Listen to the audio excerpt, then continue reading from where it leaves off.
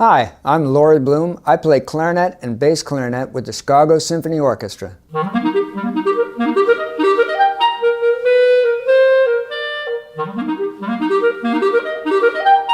I started in a band program in 4th grade in my elementary school. I wanted to try the flute. They said, "Oh no, you're perfect for the clarinet." And I ended up with a clarinet. I had been taking piano lessons since I was 4, and I never really liked practicing the piano for some reason. I think it really bothered me that you had to use certain fingers for certain notes, and I was too little to understand why. I was like, what difference does it make? I can hit that note with this finger, I can hit it with that finger. What's the problem? So by taking clarinet lessons, I could stop piano lessons. This seemed like a good deal to me. I liked practicing the clarinet almost from the beginning. It was, you still had to use the right fingerings, or there were specified fingerings, but for some reason that made sense to me on the clarinet, and I really liked the sound, and so it was fun to practice.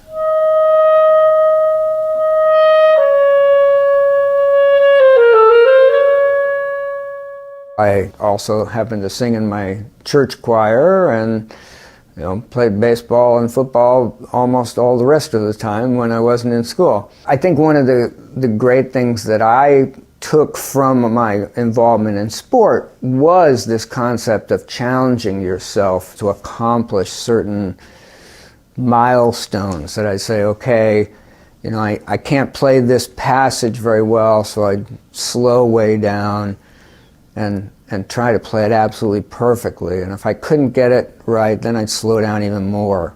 And using a metronome to make myself slow down. There's probably a common misconception that a metronome is to help you go faster. I think the greatest tool that a metronome accomplishes for us is to help us go slower. Because slow practice is to me the basis of conquering difficulties. And that's the fun of it. I mean, to do a little better today than what you could do yesterday. And the only way that's going to happen is to go back in the room and try it again.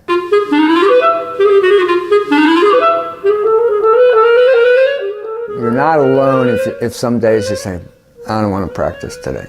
There are times when all of us don't want to practice.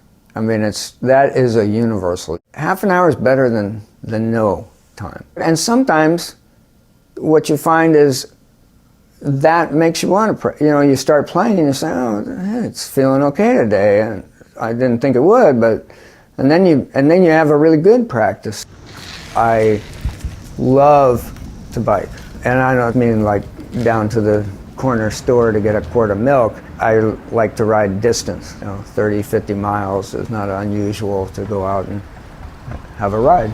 Playing the clarinet takes a lot of air. This is one of the ways I stay in shape and have a good time at the same time. I have 3 dogs. The reigning queen is Zora. She's unbelievably smart. She's the sweetest little thing. Then I have a yellow lab named Ruby. That girl just has a heart the size of Montana. And the new one, the baby, is Lola. She loves to play fetch. And she keeps me jogging because nobody could wear her out. When you make music, you have to be willing to let someone into your heart and your thought process. When someone responds to that, there is a bond that can be just amazing. You make friends that can last your entire life. I had no idea I was going to become a professional musician. The vast majority of us who started in music are not going to become professional musicians. That's not the point. The point is to learn to communicate and work for a common goal. The arts in general are about communication, and ultimately life is about communication.